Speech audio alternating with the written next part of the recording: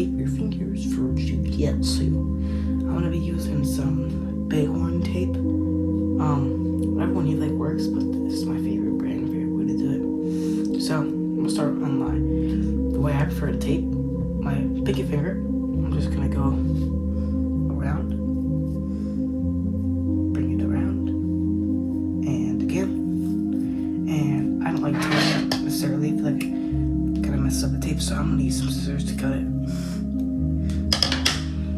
Bang. There's our first ligament support strip. Now we're gonna go more on the fat side of the finger. On that part. I'm gonna go bang. Bang. I like to do this loosely because I lose blood flow on my fingers easy. But you can do it how you'd like. Bang.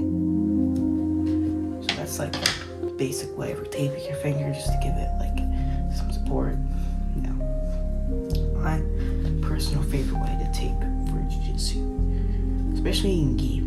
Taping is really good for gi, just because I feel like gi usually burns your fingers a little bit more and puts more stress on the ligaments. That's why I always think it's better to tape for gi, at least.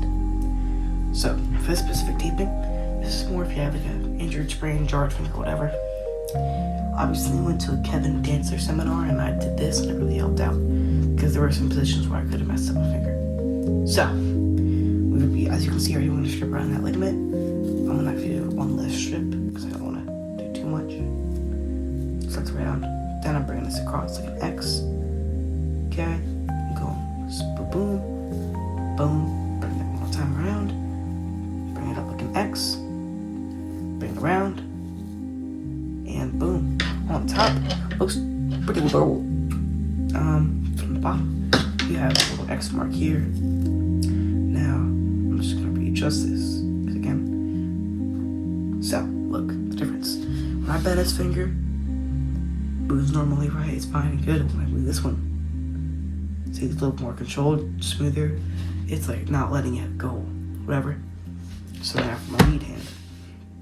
So my lead hand, it's a little different. This is my rear hand. My rear hand, I think, is a little different. When I grab, most stress is going on these main fingers. Mainly because when I grip, I pull in with these two fingers, and I can feel it on my palm here, the stress on those fingers. So what I do specifically for taping these fingers, start with my pointer finger. I don't tape this one as much anymore because I have a cut on it. But once that heals, I'll go back to normal. But going around this ligament. Sometimes I do the X tape on the top, but for the bottom, I just like it because it's a little more discreet. You know, don't want to label as the guys like, oh, we're taping. They just have the third. So around, boom. A little dirty. It's like not the best looking X, but that doesn't matter. Boom, boom. That's nice and tape. I'm just gonna loosen it up here, a little too tight for me. Bang, and then we cut. Me personally, I don't tape every finger just because I'm not a coward. No, I'm joking. But mainly because I don't like to be seen as like over taping and such. Now, even if I put some fear of that, I probably still wouldn't, because at that point it's overkill. I'm just gonna readjust this tape because I don't like sticky side out. Fix this real quick off the camera. Cool. There's the next tape.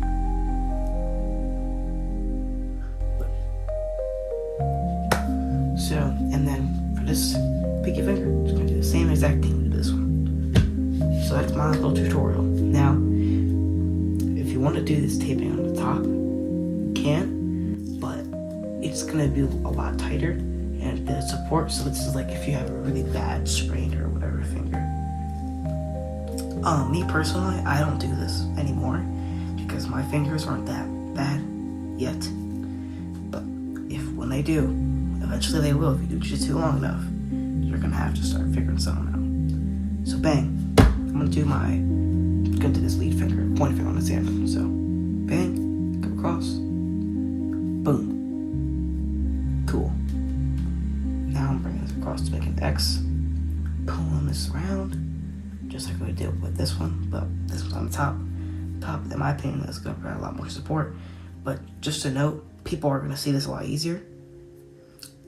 Well, the main reason is tape on the bottom. Bang it around, bang. This was a little botch because I used it the same strand of tape I did for this one. But you kind of get the idea. Look, this one holds it in really tight. It makes it really hard to bend this finger. Unless I'm really giving it all my strength. With this one, when you can, again, it's going to be like really hard. So it's not going to be able to naturally, unless the guy just grabs your finger and goes like, ugh. Which, hopefully this shouldn't happen in your gym. So yeah, that's the little tutorial on how I like to tape my fingers for jiu-jitsu. And my recommendation for this, don't tape more than like 4 to 5 fingers. I think taping all 10 fingers is overkill, and it makes your hands really rely on the tape. So when you're training without taping, like you didn't want to skip the warm-up, or you just didn't want to feel like taping that day, or didn't have the time to tape it at home, or whatever, etc., etc., your fingers you're not going to feel the same when you're training. Your fingers are going to feel so reliant on it. So I do on and off taping days. So on heavier days with like wrestling and gi back to back, usually I'll tape a little bit. Or when I coach, tape. When I coach, yes, I tape when I'm coaching, because at the end of the day, my fingers are still at risk there. Or I should say assistant coaching, but I still tape, but not too heavily. And yeah, so in gi, I mean, I would suck. No matter what situation I'm in, I'm never taping all 10 fingers, unless every single finger on my hand are just like absolutely fried, which hopefully you shouldn't have that problem, but if you do, go ahead. But I see some guys just taping it for no reason. But that's the reason I like to tape for jiu-jitsu. I hope the tutorial helped, and thank you for watching. Stay funky.